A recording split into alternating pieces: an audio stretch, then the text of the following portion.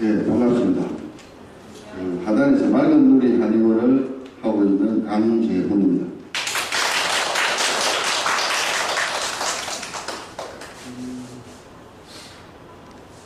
오늘 제목을 쑥쑥 튼튼 전방특강, 우리 방금 소개하신 원장님, 이주식 원장님이 고등학교 후배입니다. 그래서 여기 저는 공군 여기 아파트 쪽에 처음 와보거든요. 아파트가 상당히 깔끔하고, 나 어린이집도 처음 와보는데, 학부형들께서 굉장히 젊으시네요. 어린이집이 이렇게 깨끗한 데 있으면 나도 애기집 보내고 싶던데. 오늘 여러분들이 내 이야기 도중이라도 질문하고 싶은 거 있으면 얼마든지 질문하시고, 편안하게 응답 시간을 가지도록 합시다. 그리고 강의 도중이라도 언제든지 손 드시고 질문 있으면 해주시고, 나는 의자가 있는 줄 알았는데 이렇게 서서 이렇게 아래로 보고 가는 게 조금 민망해요. 편안하게 앉으셔서 들으시면 되겠습니다. 내 프로필을 설명을 했는데,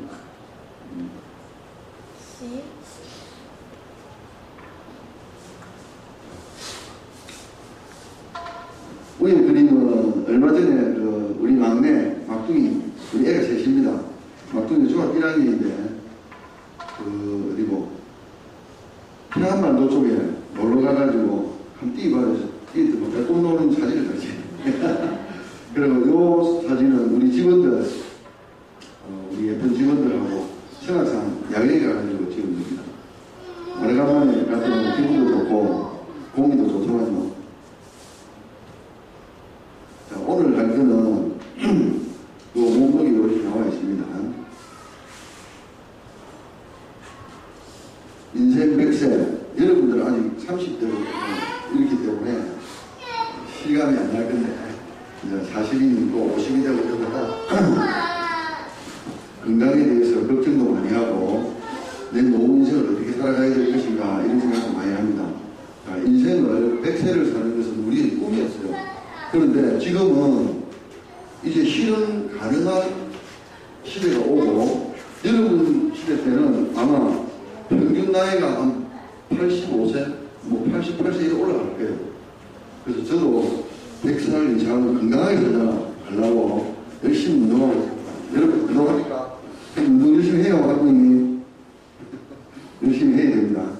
근데 인생을 어떻게 보면 결정짓는 성격이라든지 사회성이라든지 언어의 어떤 능력이라든지 생각의 구조라든지 이런 것들은 유아기를 거쳐서 소아기 때 다 이루어집니다. 그래서 한 80%가 그렇게 이루어지기 때문에 부모의 행동과 생활 습관이 애한테 그대로 전해집니다. 부모는 매일 텔레비 보고 아빠 술 마시고 그러는데 애 보고 책 봐라, 책 안 봅니다. 애들.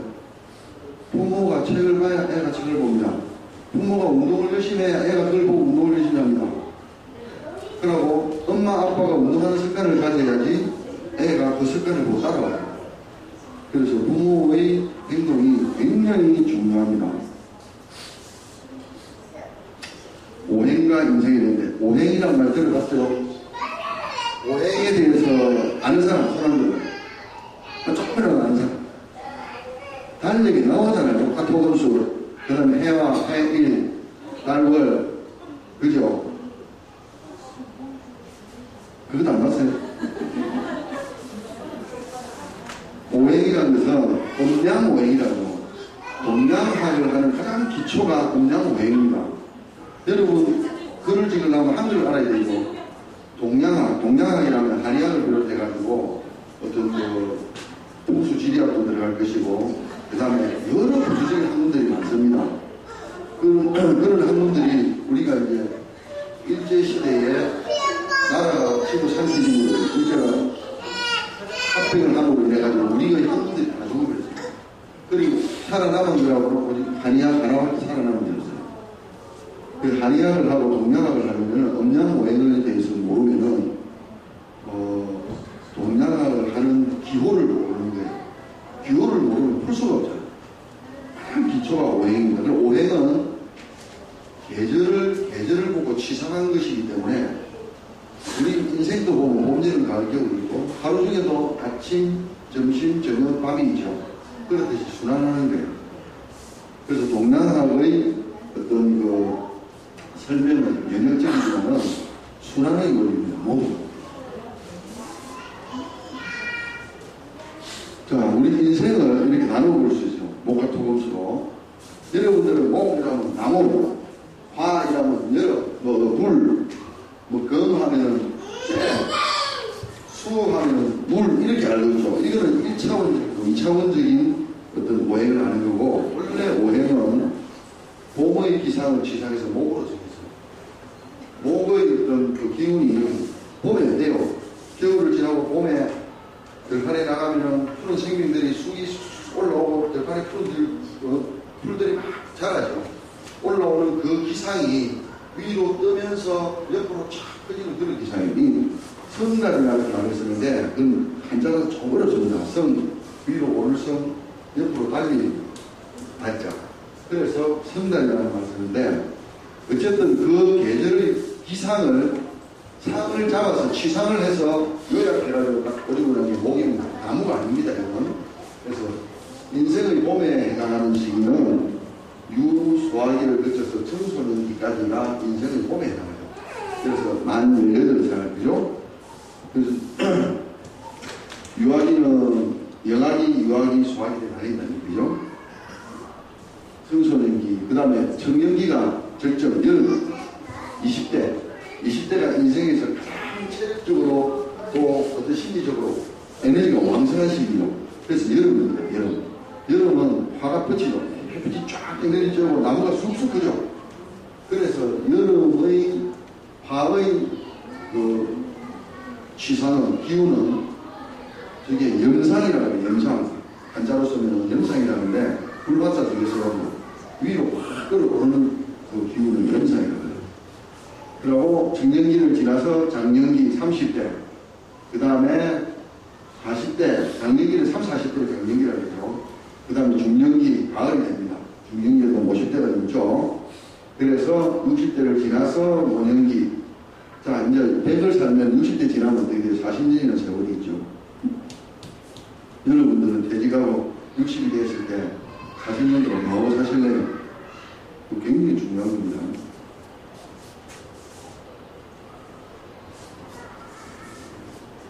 그래서 출생해가지고 28일까지가 신생아기, 28일을 지나서 1살, 또 혹자는 학자에 따라서 2살, 만 2살 때까지가 영아기, 그리고 6세까지가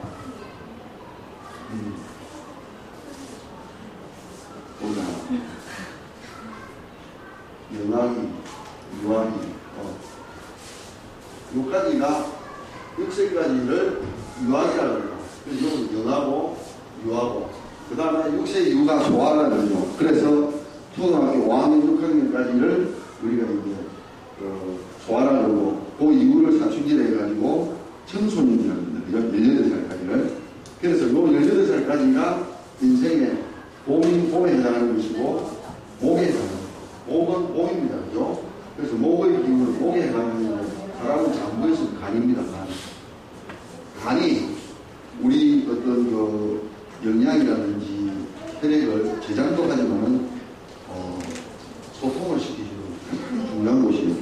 그리고 간주근, 오늘 비밀 가져오면 깜빡했어요. 간주근은 근육이 아니고 간은 근육, 인대, 힘줄, 신경 이걸 지배하는 곳입니다. 그래서 간이 부실하면 피곤해요. 근육에 힘도 없고, 간이 실하면 근육에 힘도 있고, 힘줄, 신경까지 아주 왕성하죠. 그리고 목의 속성을 아까 승자라고 하죠. 오를 승자, 달리. 그 다음에 맛은 이 산자거든요. 신하면 신맛이 간에 좋다. 왜? 간은 위로 가고 그냥 흔들리니까 이걸 좀 고마서 신만 먹으면 돼요. 침이 싹 보면서 이게 수렴하는 기분이거든. 그래서 간은 수렴하는 기분, 요 산미를 쓰면은 간에 도움이 되고 간을 보호한다. 그리고 간에 제일 안 좋은 실정은 알죠? 희노애락 요요. 간에 가장 안 좋은 감정은 화내는 거. 간이 안 좋은 사람을 보고 화를 잘해요. 화를 팍 내고 물론 모든 장기에 충격이 가겠죠. 간에 제일 충격이 많이 와요. 그래서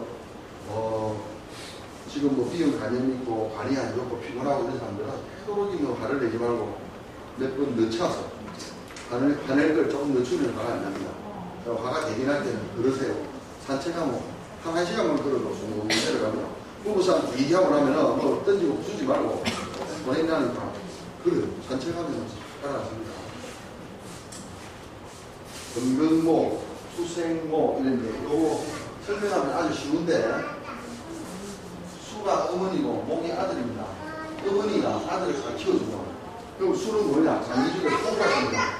콩팥이 간을 도와줘야지 간 기능이 활성화돼요. 우리 그냥 그건 쉰다 이래 보고요. 그게 아니고 그건 조절해 주는 겁니다. 금생수 수생모 그래서 배거든요. 배는 간을 잘 조절해 줍니다.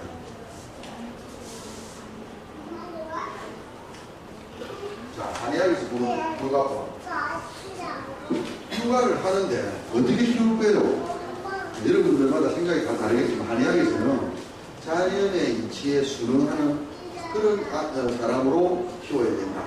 그게 첫째. 두 번째, 우리의 모장육부의 생리의 특성에 맞게끔 애들을 키우자. 그래서 여기 11가지 캐릭터를 넣을 거예요. 등을 따뜻하게 해줘야 된다. 왜 등을 따뜻하게 해줘야 돼요? 등을 왜 따뜻하게 해줘야 돼요? 등이라 하면 목걸이부터 등판까지 등이라고 하거든요. 목에는 우리 십자리, 혈자리 알죠, 여러분? 혈자리가 보면은 풍문, 풍지 이래가지고 여기 혈자리가 2개씩 있어요. 그쪽을 통해서 풍이라는 바람입니다. 풍만 써서 그렇지 풍한입니다. 바람과 차가운 기운이 이쪽으로 잘 들어와요. 그래서 감기에 걸리지 않게 하려면 목에 수분을 갖고 있으면 감기 잘 안 걸립니다. 잘 돼도 마찬가지예요. 그 다음에 감기 걸렸을 때 목을 따뜻하게 해줘야 돼요. 그러면 감기가 빨리 나요. 그래서 등을 따뜻하게 해주면은 다른 외부의 풍안에 감염이 되지 않는다 해서 등을 따뜻하게 해줍니다. 배를 따뜻하게 해줘야 됩니다. 오늘 다 아시죠? 배를 따뜻하게 해줘야지 이 위장, 소장, 대장이 운동을 활발하게 해가지고 소화수가 잘 되거든요. 머리를 차게 해줘야 합니다. 스트레스 받았는데 머리에서 땀나죠? 만화에 보면 머리에서 딱 기면 오르는 거 있죠? 그만큼 머리는 우리 혈자리 중에서도 양의 혈자리들이 양의 기운들이 전부 교차하면서 여기서 나오고 들어가고 합니다. 그러고 두뇌 활동이 활발하죠. 그래서 머리는 항상 쉴때줘요. 차게. 그래야 두뇌가 회전이 잘 되고 암기력도 좋아지고 믹스해지고 머리를 뜨뜻하게 하고 공기도 뜨뜻하게 하면 애가 먼저 해집니다. 조용히 됩니다. 공부할 때는 되도록이면 좀 선선해야 너무 뜨뜻하면 머리 회전이 잘 안 돼요. 발을 따뜻하게 해줘야 된다. 여러분들 그거 반신욕에 대해서 많이 들어봤죠. 반신욕은 막 오만 병이 다 나술 거 없고 막 일본에서 어떤 학자가 이야기했는데 우리 한국에 와가지고 히트를 쳐가지고 전부 반신욕. 키 180에 몸무게 50kg 나가는 사람이 반신욕을 매일 한대요. 그 죽으려고 시집니다. 왜 그러느냐?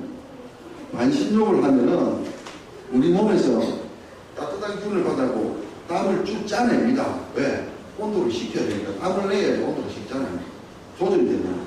그러면은 땀을 쭉 짜내면은 몸이 굉장히 지칩니다. 그래서 반신욕 많이 하면은 사람이 매일 좋은데 장기가 떨어집니다. 매일 걸려요. 반신욕을 자주 해도 일주일에 2번 정도. 어떤 사람이 자주 하느냐? 몸이 뚱뚱하고 술 많이 먹고 운동 별로 안 하고 이런 사람들은 반신욕 해갖고 나도 뭐 폐물을 좀 빼내고 올려줘야 돼요. 근데 몸이 약하고 야위고 예민하고 먹는 것도 적고 이런 사람한테 반신욕을 안 넣어. 반신욕을 안 해요. 보통 사람도 반신욕을 하고 싶으면 한 달에 한 2번 정도는 괜찮아요. 그럼 발을 따뜻하게 발을 왜 그러냐? 발은 심장이 제일 멀죠. 동상 제일 잘 그리죠. 기운이 갔다가 잘 못 돌아옵니다. 피가 갔다가 잘 못 돌아와요. 발을 따뜻하게 해주면 혈관이 확장되면서 피도 잘 돌고 기운도 잘 돌죠. 그럼 손발 저리고 발을 하고 반신욕 대신에 발을 따뜻하게 되면 충격도 없이 순환이 잘 됩니다. 아주 가뿐해요. 마시는 이 종욕을 적극 변합니다.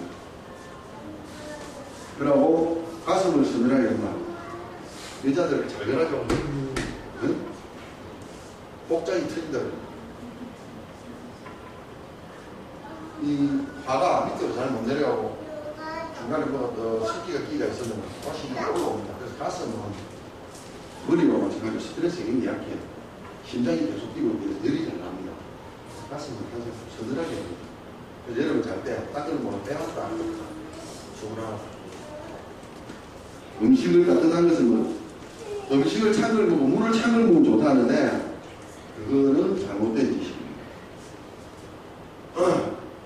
우리는 초식 동물과 마찬가지 동양인들은 백인들은 그 추운 원래 자기 인종이 추운 데서 사는 백인들 그래서 육식을 많이 해요. 육식을 많이 하면 위장에서 열이 잘 나요. 그래서 얼음을 잘 먹습니다. 근데 우리는 그 사람들하고 달라요.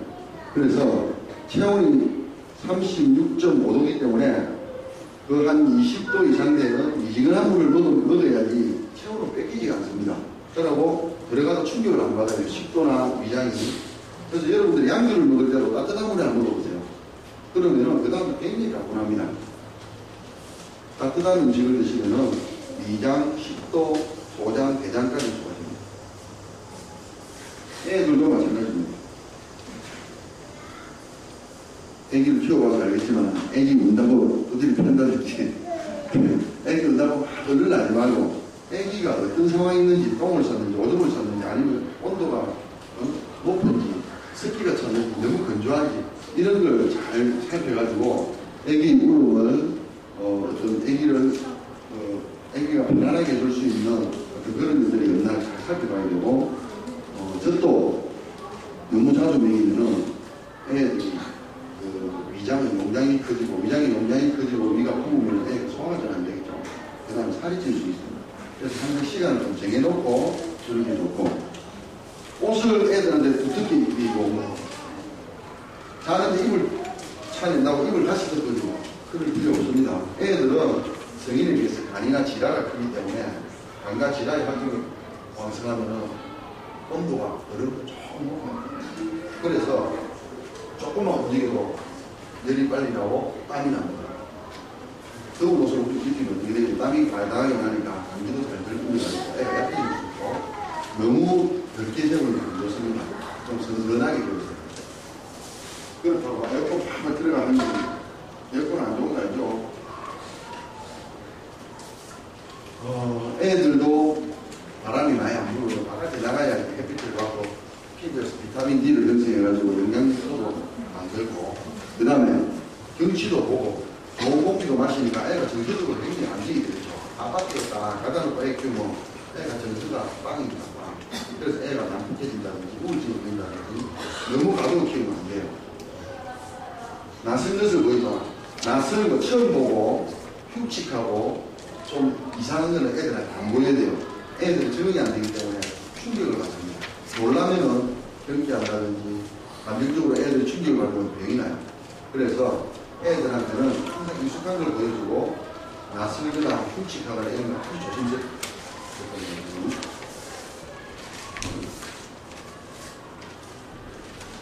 어린이 건강관리 우리 자주 듣죠?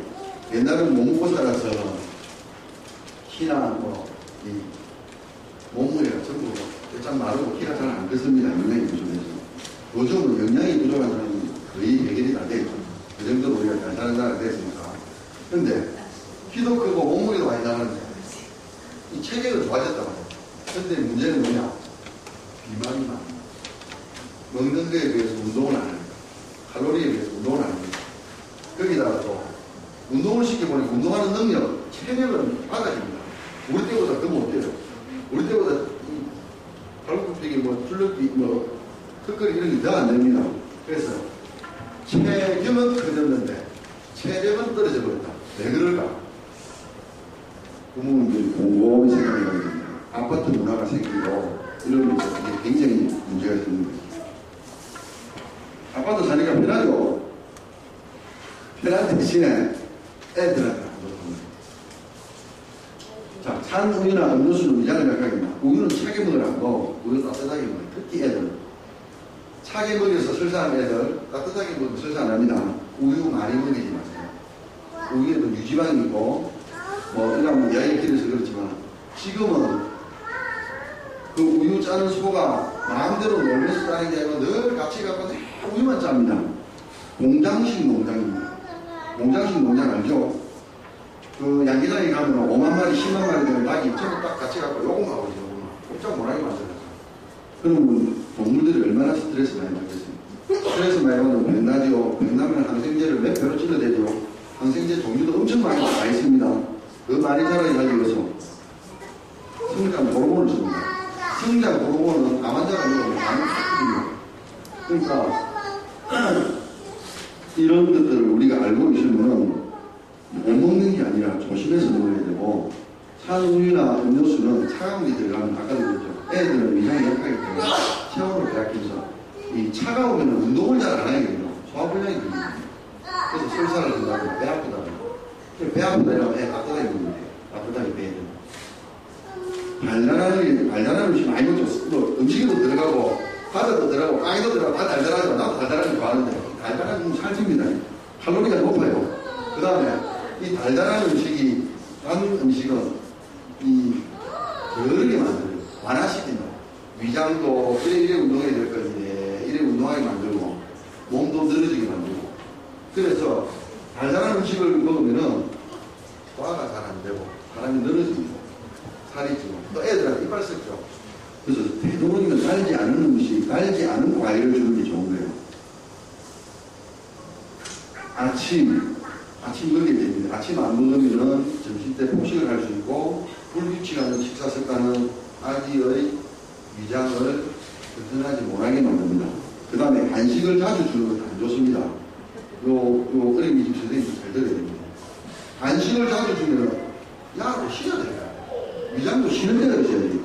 시도 때도 없이 자꾸 들어오면 이게 지치거든요. 그럼 이 활동을 하려면 피가 들어가게 되는데 애가 한참 머리도 좀 좋아질 때 오는데 여기로 갈 피가 이쪽으로 가고 올리면 이쪽이 좀 휘약해지겠죠. 간식을 많이 먹으면 애가 등식이 돼요. 등식이. 운동이 부족하면은 심폐기능이 떨어지고 심폐기능은 가장 중요한 장기입니다. 심장, 피를 돌려야 살죠. 피 멎으면 가죠. 배, 기운을 돌려야지. 기운이 멎으면 이것도 갑니다. 가장 중요한 장기가 심폐기능인데 운동을 하지 않으면 심폐기능이 자꾸 저하가 됩니다. 그래서 애들 근육도 기르고 비만도 방지하고 운동을 시켜야 됩니다. 어른도 마찬가지죠. 자, 요거는 심리적인 건데 요거는 조금 이야기할 게 많고 조금 까다로웁니다. 근데 이 이야기는 당위적인 삶에서 실존적인 삶인데 그냥 삶에서 아주 적극적인 삶으로 변해야 된다. 우리들이 왜? 거기에는 동기유가 있어요. 그래서 나는 부모니까 애들 잘 봐야지. 그게 아니고 우리 애의 특성이 어떻고 이러는데 그러면은 얘는 이렇게 길러야 되겠다. 이런 목표가 있어요. 그런 이야기입니다. 넘어가고 질문 있으면 언제든지 손 드세요. 자, 요거는 예를 들게요. 아동의 심리에 맞춰라. 애들 심리에 맞춰야 돼요. 우리 눈으로 보면은 애가 잘못됐다. 귀찮다. 뿌듯해. 이게 아주 그리고 2차원적인 작업. 자, 형제가 있는데 동생이 형의 장난감을 만지다가 부숴버렸다. 그 가가지고 형 미안하다 고백하려면 이놈이 순간으로 그러면 확 찾았어. 그래서 형이 열받아가지고 지가 제일 아픈 장난감인데 부숴서 동생을 뺐어요. 그럼 부모님은 어떻게 해야 돼요? 야, 이놈 야, 이 동생 편에 이리와봐. 너 형을 패면 안 되겠죠? 그럴 때 엄마나 아빠나 형한테 가가지고 어떤 이야기를 해줘야 되겠어요? 가서 야, 같이 공감을 해주는 거야. 그리고 지 감정을 인정해 주는 거야. 너 정말 화나겠다. 네 옷으로 아끼는데 몇 달 내지 지금 동장 모아가지고 샀는데 동생이 제일 꽈나니까 저 정도 있을 수가 있나 말이야. 너 정말 화나지 이럽니다. 지가 화나는 그 감정을 엄마한테 이야기할 거 아니야.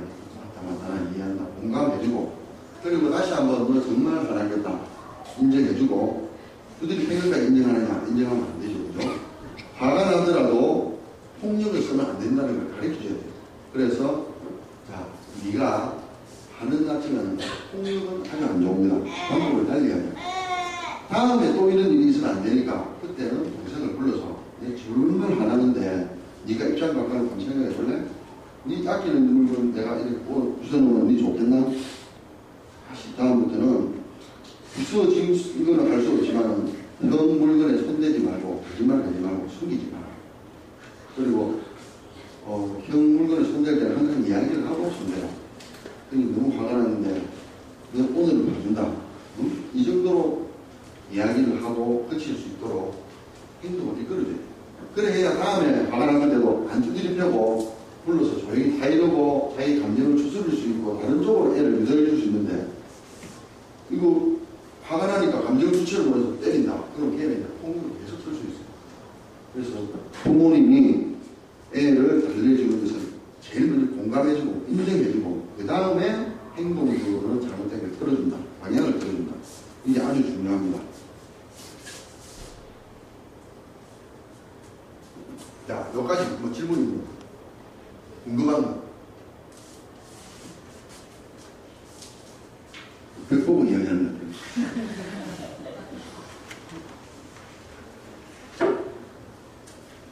여러분들 키가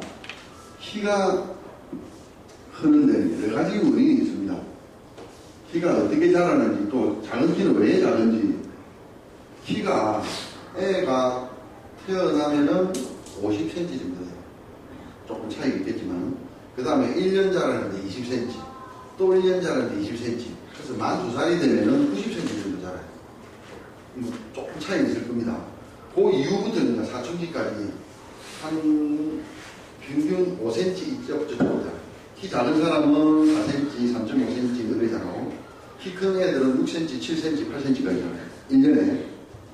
그래서 사춘기 직전이 되면은 이 키가 급속도로 큽니다. 한 10cm까지 커요. 많이 큰 애들은 12cm.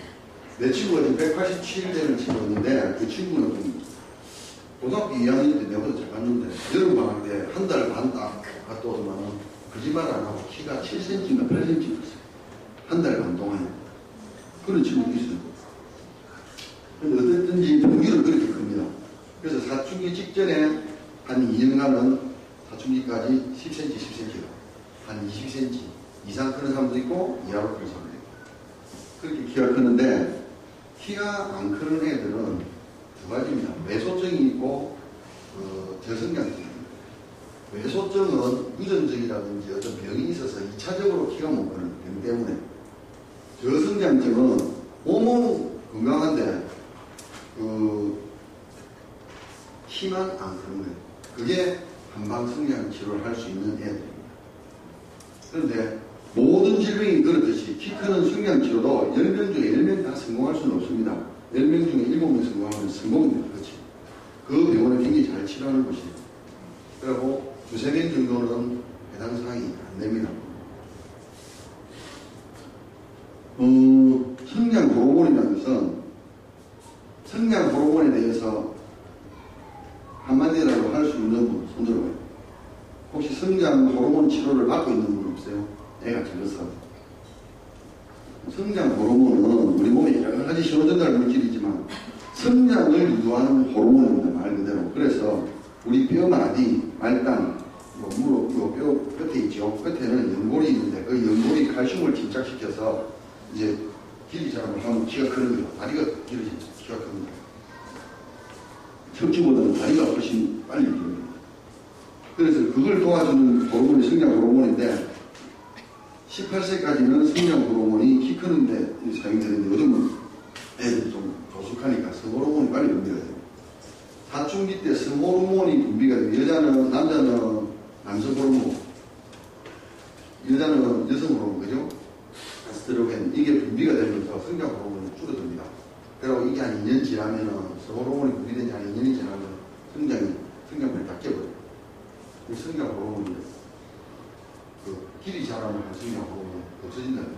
그럼 그 이후로 성장 호르몬이 뭘 하느냐? 우리 장부를 튼튼하게 하고 근육을 튼튼하게 하고 조직을 튼튼하게 하는데 성장 호르몬이 쓰입니다. 키 크게 하는 데는 더 이상 성장 호르몬이 안 써요. 18세가 지나버리면. 뭐 군대에 가고 대학 가가지고 키가 몇 cm 큰 애도 있는데 그건 조금 예외입니다.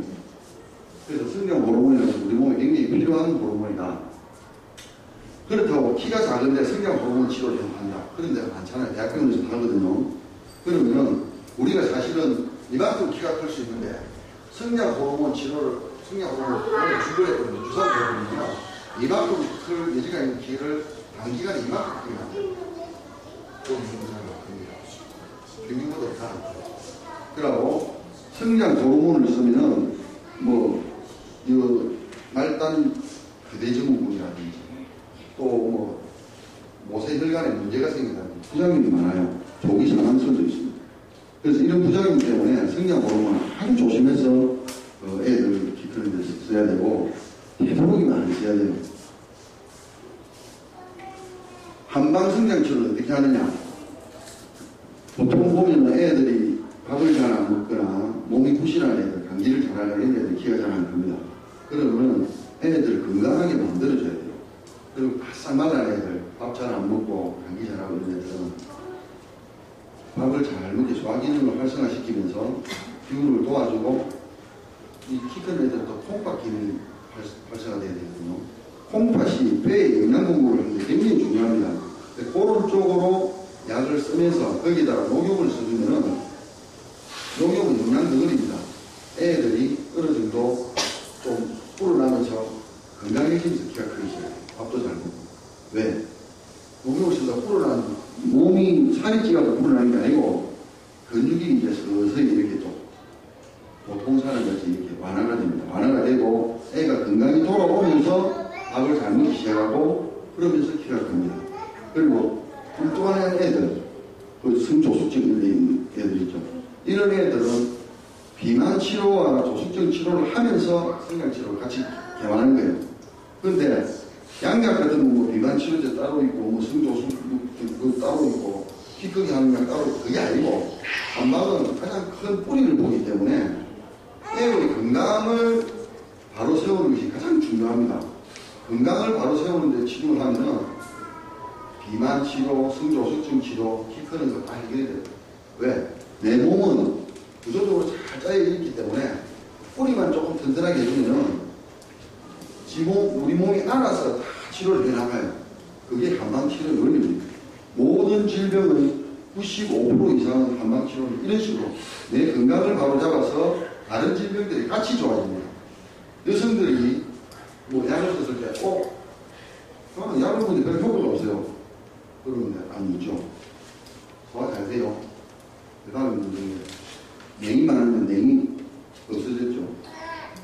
여성들한테는 한약을 딱 쓰면 제일 먼저 오는 게 냉이 만든 사람, 냉이부터 없습니다. 그럼 냉이 없어졌어요.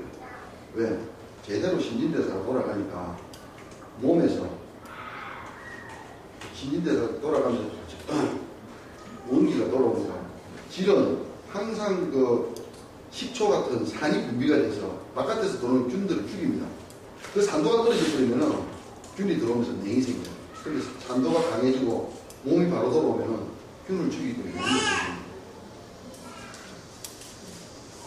그래서 한방 성장 치료의 가장 중요점은 건강을 살리면서 치료한다는 거. 그게 아주 중요하고 보통 이 성장 치료할 때 우리 보면 그냥 위주로 치료를 하지만은 측만증 있는 애들 있고 자세가 안 좋아서 숨은 애들도 있고 또 목이 조금 틀어져갖고 텔레비전을 보니까 목이 틀어지고 아픈 애들도 있고 그래서 순환치료, 척추교정을 병행을 드립니다. 거기다가 성장판을 잘 하기 위해서 침을 잘 맞는 아이도 있는데 침 겁내는 애들이 있거든요. 그러면 조그마한 피레침이 돼서 그걸 넣고 뽑아줘요. 그러면 성장판을 잘 가기 때문에 그것도 도움이 많이 됩니다. 자, 성장 치료에 대해서 질문이 있는 분은 질문하세요. 네. 몇 세때부터 할 수 있어요? 성장 치료를 본격적으로 하는 거는 요즘 보통 빠른 애들은 4, 5학년 때 생기 터지거든요. 내식 애들은. 그래서 그 생기 터지기 전에 3, 4학년 요때 본격적으로 해주면 되고 평상시에는 감기를 자주 한다든지 밥을 잘 안 먹는다든지 키가 작은 애들은 보통 적게 먹죠. 그럴 때 데리고 오면은 며칠 안 써서 밥 잘 먹고 건강해집니다. 며칠 안 써서 감기 잘 안 해요. 며칠 써놓으면 애들은 한 1년간 감기 잘 안 합니다. 오래 해주면 애들이 조금씩 커요. 그리고 3, 4년이 됐는데도 별로 안 컸다. 그때 이제 본격적으로 신경 쓰는 거죠. 또 그리고 성장 치료를 하는데 조건이 있습니다. 성장 호르몬이 언제 분비가 안 됩니까? 밤에 분비가 많이 됩니다. 그래서 애들은 9시 반에서 10시에 무조건 자야 됩니다. 그리고 6시에서 8시 정도는 일어나야 돼요. 8시간에서 10시간 재워야 됩니다. 어린이들. 그거 공부시킬 기라고 12시까지 잡아놓고 이러면 조줍니다. 그래서 낮에는 공부시키고 저녁에는 밤에 재워야 돼요. 그래야 애들이 잘 크고 머리 교정도 잘 됩니다. 깨어있을 때 시켜야지 왜 깜짝 안 자고 애를 시킵니까? 그 엄마 아빠도 어릴 때 그렇게 공부를 많이 했어요. 그래 공부를 많이 하면 애들이 그냥 잘 돌아가지고 공부 잘할 것 같아요. 아닙니다. 잠을 충분히 자야지 애들이 잘 커요. 또 성장 호르몬이 경국에 분비가 돼서 키가 잘 큽니다. 그 다음에 규칙적으로 식사를 시켜야 되고 한식 위주로 식사를 시켜야 돼요. 바깥의 음식과 식자재들 지금 문제 심각합니다. 그래서 기름진 음식, 고칼로리, 튀긴 음식 이런 음식들은 소고기면은 먹이면 안 돼요. 과자 중에서도 과자가 안 튀긴 게 없죠. 비스켓 같은 거 전부 기름기고 과자 들어가거든요. 그런 과자 대신에 과일을 규칙적으로 한식 위주로, 한식은 뭔지 알죠? 국, 밥, 나물 이게 한식입니다. 그러고 찌개나 찜이나 조림 이런 거 또 한식에 속해요. 애들이 채소를 잘 안 먹으려면 채소를 못 골라내는 게 이거 채소하고 고기하고 이런 거 가져버려요. 그래서 이렇게 주물럭거리 가지고 이렇게 해주면은 잘 먹어요. 그러다가 채소의 양을 점점 늘리면 입에 들어요. 입에 익으면 그때부터 잘 먹습니다. 그래서 잠정으로 먹는 거 억수로 중요합니다. 그러고 운동할 때 수준 큽니다. 운동하려고 일주일 들이면 애들 유산소 운동, 스트레칭, 유산소 운동 다리로 하는 운동 있죠. 그런 운동, 그 다음에 너무 빡세지 않은 운동, 그리고 스트레칭을 해주면 관절마다 풀어주기 때문에 기술에 굉장히 도움이 돼요. 규칙적인 운동, 필수입니다. 아토피는요, 자, 우리 이 크게 좀 요 7살 때는 이 모양이거든요. 이 친구는 이제 태열이 있었는데 심하지 않고 이래 하다가 이쪽 부위가 조금 심하게 하다가 가려고 근질거려서 왔는데 양을 좀 먹어봤겠죠. 여기서 이렇게 가는데 애들 굉장히 변화가 빠릅니다. 4주에서 6주 걸립니다. 이 정도는 아주 가벼운 거예요. 물론 사람마다 각기 다르겠죠. 얘는 얼굴에 봤죠. 태열, 애 놓자마자 좀 있으면 이 아토피가 오는 애들이 많은데 그런 애들은 주로 얼굴에 옵니다. 이 친구도 태열로 온 친구인데 그렇게 많이 심하지는 않은데 밤에 많이 걸려요.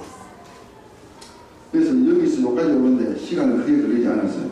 그런데 이제 이쪽 친구는 나와서부터 굉장히 심해서 요만 심한 게 아니고 사실은 성기 부위도 그렇고 온몸이 다 이러는데 그 발이 제일 찢기가 쉬운 부위라서 애가 잘 안 놔두고 그냥 병원에 보고 옵니다. 그래서 이 친구는 시간이 많이 걸렸어요. 엄마 아빠도 이쪽 병원 저쪽 병원 막다녔기 때문에 포기하려고 그랬는데 우리 직원들도 잘 가족거려주고 제가 이제 자꾸 이렇게 관리를 해주면서 했는데 막 포기하려고 하다가 또 엄마가 오고 이래요.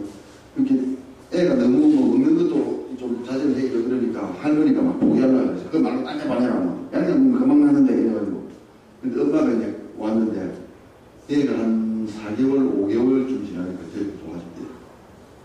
저렇게 좋아지면 이 지금 여기 보기 이래서 지금 카메라 성격이 별로 안 좋거든요. 대근심. 오늘 목요일은 내가 대학 강의를 가기 때문에 우리가 강의를 안 합니다. 그래서 평상시에는 6시 50분에 배워져야 됩니다. 만져보면 발바닥보다 더 못합니다. 코끼리 만지는 것 같아요.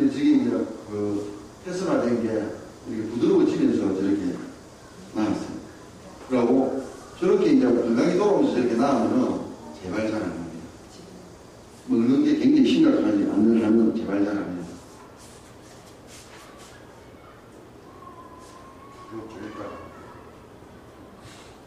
그래서 아토피는 원인이 혈열입니다.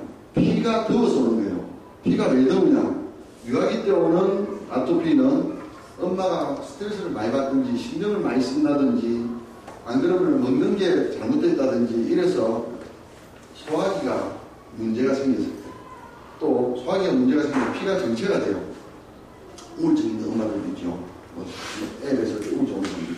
이런 엄마의 심리 상태 및 습성이 잘못됐을 때 소화기가 정체가 되면서 피가 우절이 됐을 때 그 피가 애한테 전해져가지고 태어나면서 이 피가 열을 발산하지 못하면서 피부가 건조해지고 피가 더운 애들이 주로 아토피가 오거든요. 혈열을 다스려줘야 되는데 혈열의 원인은 유아 때는 엄마한테 있고 성인 아토피도 있어요. 성인 아토피의 70%는 어릴 때 그 태열이 성인 아토피로 되는데 그게 70%입니다. 근데 10명 중에 3명은 또 아무렇지도 않다가 나이 들어서 아토피가 와요. 그 생활을 물어보면 환경이라든지 먹는 거라든지 뭐 자취하고 맨날 그 인스턴트 뭐 삼각김밥에다가 뭐 햄버거 이런 거 먹는 사람들이 주로 잡힙니다. 그래서 성인 아토피는 위장의 열과 섭열이 위장의 섭열이 바깥으로 빠져나가지 못하고 밑으로 내려가지고 위로 뜨고 이러면서 피가 더워지면서 건조하게 됩니다. 이런 분들은 해독을 시키고 독소, 찌꺼기를 빼내고 그 다음에 그에 대한 한약을 먹이면서 치료를 하면 성인 아토피도 치료는 잘 됩니다. 근데 애들 아토피가 제일 문제가 뭐냐면 긁어서 2차 감염하는 게 제일 문제거든요. 그런 걸 엄마 아빠가 이제 잘 그려주셔야 돼요. 그리고 한 방울로 치료를 할 때는 이게 양약같이 금방 탁 쓰면 뭐 항히스타민제 같이 금방 안 가리고 이게 아니거든요. 금방 안 가리게 하는 그게 문제가 있다는 거예요. 그리고 또 약 안 쓰면 리바운드 해주기를 일으키고 한 방울로 할 때는 조금 참을 수 있어야 됩니다. 그리고 의사와 환자 간의 유대관계가 돈독해가지고 의사를 믿어줘요. 그래서 그 변화에 대한 걸 자꾸 이야기하게 되고 의사도 거의 눈물을 하면서 처방을 계속 고쳐나갑니다. 그렇게 하면은 알레르기 피부염이나 아토피 피부염은 치료가 잘 될 수가 있어요. 네. 정신과 육체가 오염이 돼서 온 거잖아요.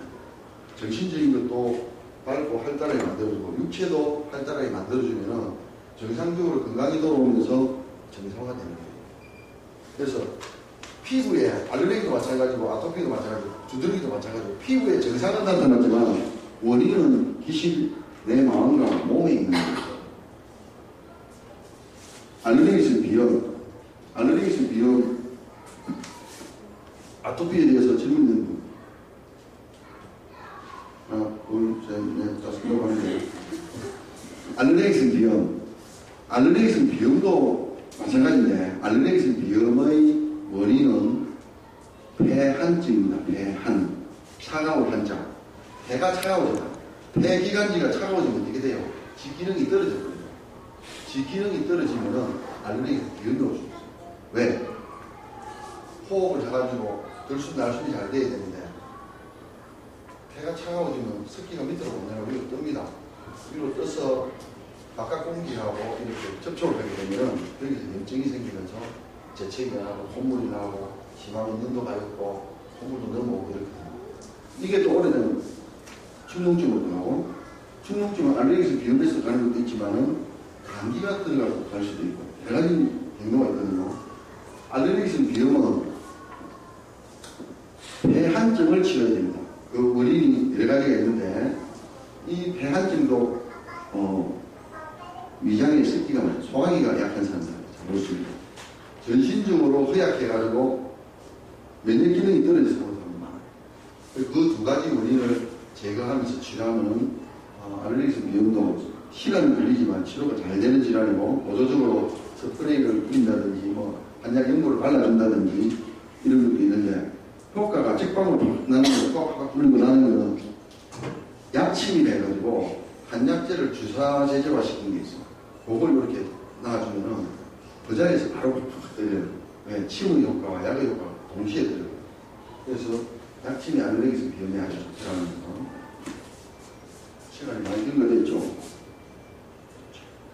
축농증 조심해야 됩니다. 축농증 걸리면 애가 머리가 안 좋죠. 암기력이 감퇴해버려요. 기억력이 약해지면 축농증 걸리는 애들은 공부하는 지장이 많습니다. 그래서 축농증은 아까도 이야기했죠. 여러 가지 원인이 있어요. 그 원인 중에 하나가 감기에 자주 걸리거나 알레르기 비염이 있거나 뭐 중경이 있다는데 중경이 있어 오는 경우는 내가 볼 때는 좀 드문 것 같고, 그래서 외부적인 요인과 내부적인 요인. 몇 년째 원래 애가 밥을 잘 안 먹고 오대대하고 머리탱탱하고 몸이 약하면은 감기에 감염돼서 축농증이 잘 올 수 있어요. 축농증은 뭘 축농증이 하느냐? 우리가 구비동이라고 해서 구비동. 코는 콧구멍하고 구비동을 이루거든요. 콧구멍도 공간이죠. 구비동도 공기가 들어간 공간입니다. 어디에 있느냐? 상악동이라고 여기 있어요. 그 다음에 사골동이라고 여기 있습니다. 안경선이 여기. 그 다음에는 전두동이라고 요 앞에 있어요. 그리고 안쪽으로 보면은 저평동이라고 안쪽에 또 네 가지가 있습니다. 축농증이 오는 순서는 내가 말한 대로 상악동, 사골동, 전두동, 저평동 이 순서대로 축농증이 오고, 그 다음에 애들 감기 걸렸을 때 코를 잘 풀어야 돼요. 코를 그냥 큰 이렇게 풀면 안 됩니다. 그 푸는 순간 균이 귀 쪽으로 가면서 균염이 올 수 있고, 이게 귀를 통해 또 위로 올라가면 축농증이 올 수 있어요. 그래서 코를 풀 때는 항상 코를 한쪽을 막고 그리고 이쪽을 막고 너무 세게 풀지 말고 살살 닦아줘요. 그런 것들이 중요합니다. 그리고 축농증을 치료할 때는 아까 이야기했지만은 기름진 음식이나 튀긴 음식 이런 걸 많이 먹고 인스턴트 식품 많이 먹으면 위장에서 설혈이 생기면서 이 위로 뜨는 축농증이 될 수 있고, 두 번째는 쇠약하거나 하면서 감기 끝에 축농증이 올 수 있습니다. 이 원인을 없애면서 치료에 들어가야지 축농증이 치료가 돼요. 그래서 이 축농증은 아주 심하면 수술을 해야 됩니다. 왜? 코뼈가 자꾸 녹아요. 어릴 때 코뼈가 녹으면 어떻게 되면 코가 잘 안 크죠. 그리고 기억력이 감퇴가 옵니다. 그래서 너무 오랜 시간, 제가 한의사지만 축농증은 절대 오랫동안 안 잡고 있습니다. 길어야 6개월. 그래서 안 되면 빨리 수술을 시켜요. 근데 수술이 또 다 통하는 건 아니거든요. 수술하고 또 재수술하고 이러면 왜? 재감염되기 때문에. 그래서 어쨌든 축농증도 치료를 하려면 내 건강이 살아나야 된다. 거기에 초점을 맞춰야지 축농증이 치료가 된다. 급성 축농증에서 만성 축농증으로 될 수도 있어요. 근데 급성 축농증 같은 치료가 잘 돼요. 급성 축농증은 몇 주 정도 치료도 완치됩니다.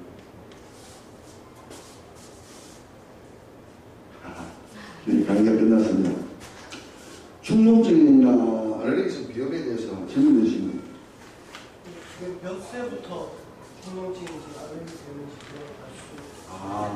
알레르기성 비염은 정상으로 나타나거든요. 코가 막히거나 재채기 나거나 콧물이 나오거나 눈이 가렵거나 이런 알레르기성 비염이에요. 근데 축농증은 머리가 아프거나 애들 제일 고상이 머리가 아프다. 그러고 코가 누른 코가 나거나 시끄러운 코가 나오거나 이런 게 축농증입니다. 그게 애매모호할 때는 엑스레이 찍으면 바로 나옵니다. 엑스레이는 영상의학과 가면은 사실만 찍어요. 아주 정확하게 나옵니다. 자, 마라톤 하는 그 사진을 찍은 이게 3년 전인가 2년 전일 거예요. 뭐가 마라톤에 나갔을 텐데, 여러분 마라톤이 억수로 힘든 운동이라 생각하죠. 근데 마라톤만큼 재밌는 운동이 없어요. 왜? 마라톤은 인생의 축소판이니까. 처음에 뛸 때는 좋습니다. 좀 뛰다 보면 됩니다. 힘들어요. 인생이 안 그렇습니까? 20대까지는 모르고 깜락거리다가 20세가 지나고 성인이 되고 결혼을 하고 이러면서 어릴 때는 내 뜻대로 되는 게 다섯 가지가 내가 하고 싶은 4가지는 내가 뜻대로 할 수 있는데, 어른이 되니까 10가지가 하고 싶은데 한 가지도 내 뜻대로 되는 게 없어. 마라톤도 중간에 뛰다 보면 굉장히 힘듭니다. 그 힘든 과정을 겪어내고 하다 보면 또 아주 막 세로토닌 이런 물질이 분비가 돼서 그런지 몰라도 기분이 굉장히 좋아집니다. 성취감도 그렇고, 야, 목표점을 해서 내가 뛰는데, 남들은 안 뛰는데 뛰는데, 몇 시간 안에 들어와야지. 5시간 안에 못 들어가면 국제마라톤은 끝입니다. 그럼 차가 막 가는 데로 쪽 아픕니다. 5시간 안에 들어와야 되고, 또 친구들이 같이 뛰기 때문에 한 4시간이면 들어와야 되거든요. 35, 6, 7km쯤에 가면은 뛰기 싫어요. 내가 미쳤나? 이거 돈 주는 것도 아닌데 돈 내가면서 뛰기시고 포기하고 싶어요. 근데 그거 참아가지고 몇 킬로 뛰면 전속력으로 뜁니다. 몇 킬로 안 그래서 어린점에 딱 오면은 망감 교차하고 성취하고 그렇죠. 그래서 다음에 또 뛰고 싶어요. 근데 마라톤을 뛸 때는 이게 여러분들 조심해야 될 게 체중이 많이 나가는 사람은 연습을 많이 해요. 그리고 연습을 하지 않고 뛰면 사고가 날 수 있습니다. 그래서 마라톤만큼은 충분히 연습을 해가지고 만약에 10km를 뛸 사람이 들면 연습을 할 적에 5km씩 뭐 3km씩 연습하다가 10km를 한 4-5번은 뛰어보고 뛰어야 됩니다. 완주할 사람은 42.15를 뛰어야 되는데 한 45km 정도를 적어도 완주하기 전에 한 7번 정도는 뛰어가야 돼요. 그리고 일주일에 한 3번 정도는 10km, 15km 뛰어야 돼요. 그래 해야지 사고가 안 나지. 아무나 뛰다가 죽어버려요. 심장이 무너져 죽잖아요. 그래서 마라톤은 우리 인생과 아주 축소판이다. 마라톤보다 또 슬슬 걷고 인생하고 비슷하게 자전거 하이킹 하는 거 참 좋아요. 자, 요거는 제가 얼마 전에 2013년 2월 6일 어디서 뭐 시를 한 편 내가 억지로 쓰는 시인데 이거 딱 틀면은 악인이 노래가 딱 나오더랬는데 안 나오지. 목소리 좋은 사람 있습니까? 시낭송 해본 사람 있어요? 아무도 시낭송 안 해봤어요? 실장님. 네.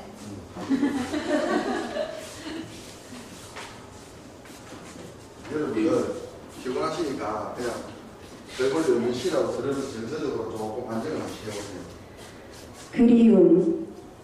그리움이란 가슴 속의 옹알이.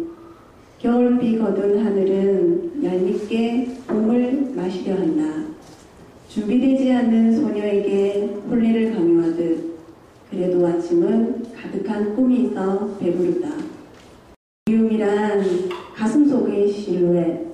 하얀 눈 얼어붙은 거친 눈바닥 언저리에 수구의 새싹 빼꼼히 고개 내밀고 쥐내리는 도배의 콘크리트 틈 사이로도 생명은 태어나듯 설이 다가와 손 안팎에 감춰뒀던 온갖 그릇들 하나하나 설거지하면 그리움들 맑게 다가선다.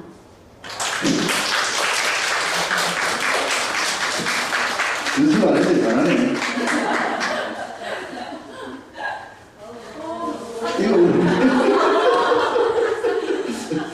우리 직원들이 잘난 바램 내년에는 이래야 되라고 나한테 응원의 압력을 넣는 겁니다. 저 정도면 군사원보다 나았네. 여하튼 내년에 여름에는 우리 직원들하고 해수욕장 가는데 한번 저렇게 해보기 잘 찍는데 내년에 한번 봅시다. 그러고 여러분들 혹시 시간 지나고 나서도 뭐 질문거리가 있거나 궁금한 거 있으면은 제 휴대폰이 있거든요. 휴대폰에 알려줄 거니까 휴대폰으로 뭐 문자 넣어도 되고 카카오톡 해도 되고 전화를 직접 주셔도 됩니다. 그러면은 우리가 시간 되는 데는 아니면은 시간 안 되면은 몇 시에 연락 드릴게요. 아니면 문자로도 대답을 드릴 테니까 언제든지 연락하세요. 그리고 애들 내 감정대로 키우지 말고 숨을 한 3번 참고 애들 교육입니다. 절대 내 감정대로 애들 하면은 애 교육이 굉장히 안 좋습니다. 그리고 공부 잘하는 아이로 키우려면은 엄마 아빠가 책을 많이 보세요. 그리고 외출을 갈 때 큰 서점에 가가지고 일요일 하루 종일 책 보세요. 그러면 애들이 익숙해집니다. 그리고 건강한 아이로 키우려면은 엄마 아빠가 운동 갈 때 같이 데리고 갑니다. 야외로 갈 때 같이 데리고 갑니다. 아시겠죠? 그리고 먹는 것도 엄마 꼭 따라서 하거든요. 엄마가 과자 많이 먹고 빵 많이 먹으면 애들 과자빵 좋아합니다. 과자빵 드시지 마시고 새끼밥 드세요. 외식하지 마시고 되도록이면 집에서 드세요. 떡이라도 만들어 놓고 렌즈에 데펴 먹는 것도 좋습니다. 밖에서 사 먹지 마세요. 되도록이면. 우리 한의원은 부엌이 없거든요. 한의원을 두 개 하다가 힘들어서 하나를 접고 저쪽에서 약달이 왔는데 그걸 접으니까 약달일 때가 거의 없어요. 우리 친구들 다 도시락 걸고 저도 도시락 걸고 있는데 같이 먹어요. 집에서도 대타록이면 시금밥이라도 그렇게 드세요. 그게 애들 건강을 위한 일이고 어른들 건강을 위한 일이에요. 그리고 이거 어차피 하지 말고 잘 될 거야. 힘들 때 이 또한 지나가리라. 힘든 그 사건들이 좋은 추억으로 남습니다. 인생이라는 것은 참 좋은 거예요. 힘들었던 그런 것들이 지나고 나면 추억으로 남고 그게 재산이 돼서 내 인생을 윤택하게 되거든요.